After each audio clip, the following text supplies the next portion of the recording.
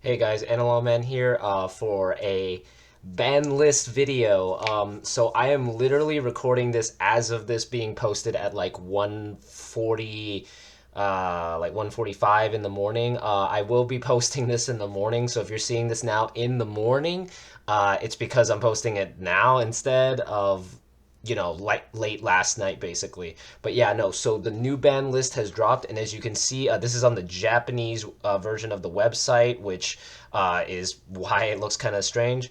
But yeah, so notice of additional basically cards that are limited to one basically. And yeah, so first one is insane. So they hit Bukamon of all things. Bukamon, I can kind of see why they did it. This actually enables blue, especially if they manage to make a big enough stack. Usually with Melga or Metal Garuru, basically can build a big enough stack that basically makes everything on the opponent's board basically moot, because it basically gives jamming if you have a bigger stack than them. And as I said in Metal Garuru, you're basically able to do that no matter what. So you can basically have this as a free jamming every time you swing with him.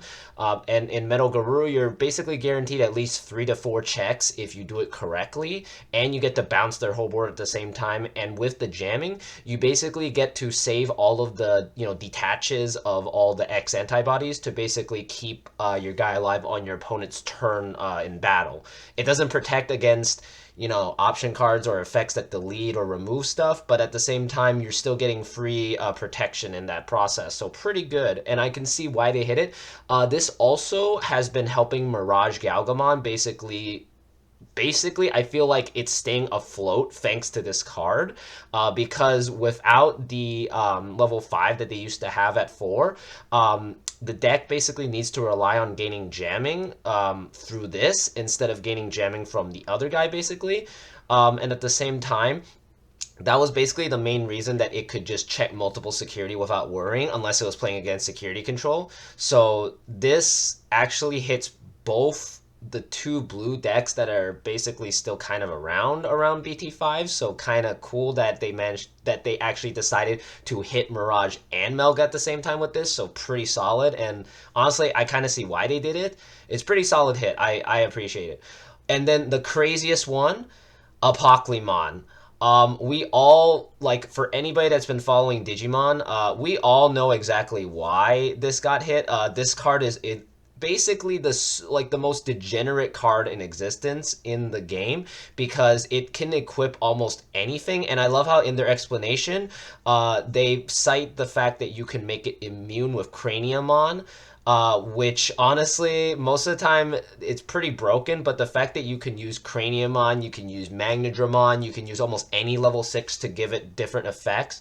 So I can see why they're hitting this, and I'm kind of glad they are, because this card was essentially killing the game in the basically over in Asia and Japan and just what in that area. And it's really good that they hit this to one, because this deck has been dominating their basically their format for the last like what 3 4 months, maybe more. So good hit, honestly, very very very good hit, and well deserved. This card needed to go, and I'm glad, because now we don't have to deal with Apocalypse mirror matches, which is what I was mostly worried about, because most of those matches devolve down to, do you have merciful mode to get rid of their trash? If not, you lose. So I'm glad that they hit this and that we don't have to deal with this. I was looking forward to playing it, but at the same time, I wasn't looking forward to the mirrors. So yeah, anyway. Then the next hit is Gabu X, which I can kind of see because its effect was already pretty broken. And the fact that its inherent was broken alongside with its normal effect, I genuinely can see it, because almost every part of that engine was just degenerate as hell. And I love how their explanation. This is of course translated for Google Translate, but basically they're saying that it has a high stability and speed compared to other decks. No shit. Yeah, did they not understand what they were creating? I don't know what whoever was designing the Garuru X line for this set. I don't know what they were thinking, but like it's insane how they thought it was okay for this to turbo again. Um, Also, the fact is that they do cite that additionally, this card's evolution source made it possible for it to have a board maintaining ability that was extremely difficult to deal with from the early stages. Maybe, but I still think like any deck that had an effect deletion early game, like Gamamon or whatever, could honestly take this deck down pretty fast. Shout out to my buddy on the Discord, on the Hatchery Discord. Yeah, Gamamon would literally destroy this deck like all the time. So I don't know why like people couldn't couldn't kill this thing half the time, like because it loses to anything that isn't battle, and it's very easy to do that.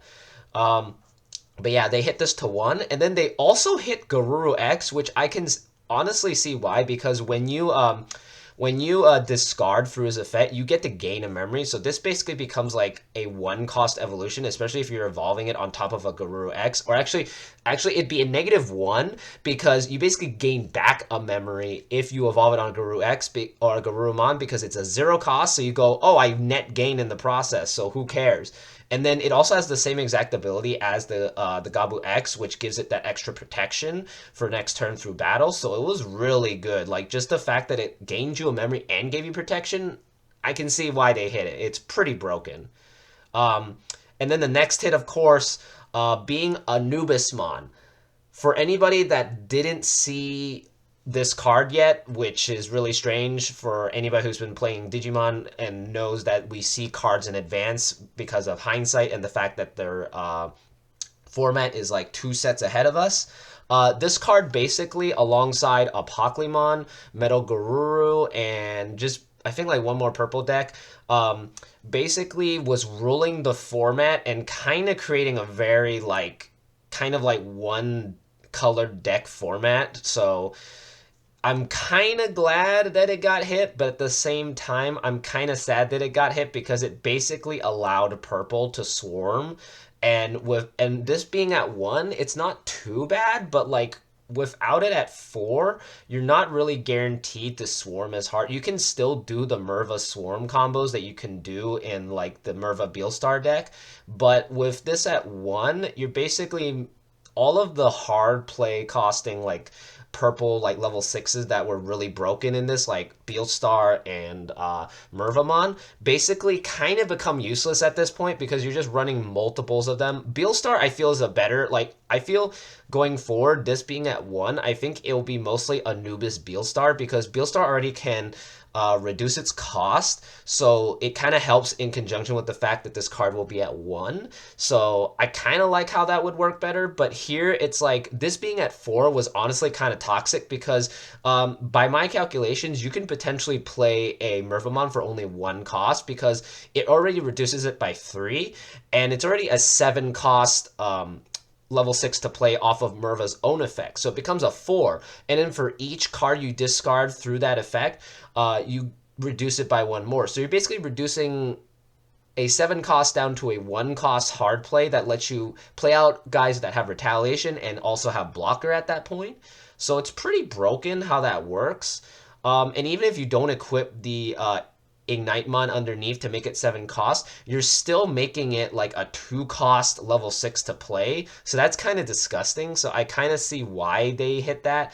It's really gross, and their explanation for it is it makes sense. I mean, it a high board maintenance ability and whatever, and then when combined with multiple existing card, it greatly improves the stability and speed of the deck. And there are very few decks that can handle this speed, which is very accurate. I can totally understand that.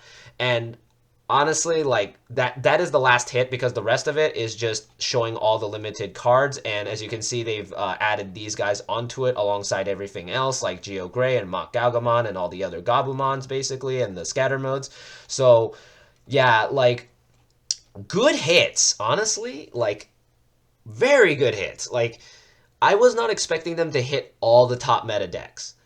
Normally, Bandai doesn't really do that as hard. Like, normally they just go, oh, we're just going to limit it to 1, and it'll just kind of hurt the deck. But in this case, it really hurts all of the meta decks, and I think the only one out of all of these decks that got hit, the only one that can honestly, like, adapt and, like, kind of fix it would be Garurumon, because A, There's another Garurumon X, and also there's another Gabumon X that we can run. So it's not as bad. I mean, you lose out on some of the effects of Gabu X and Garuru X, but no harm, no foul. I mean, you also lose out on the Bukamon, sadly, for jamming, which, by my experience, playing Melga X with it is busted beyond belief because you can just keep swinging and not care if it dies by battle, especially if your opponent decides to try and swing into it. It can just survive like 4 swings into it. So it's pretty broken.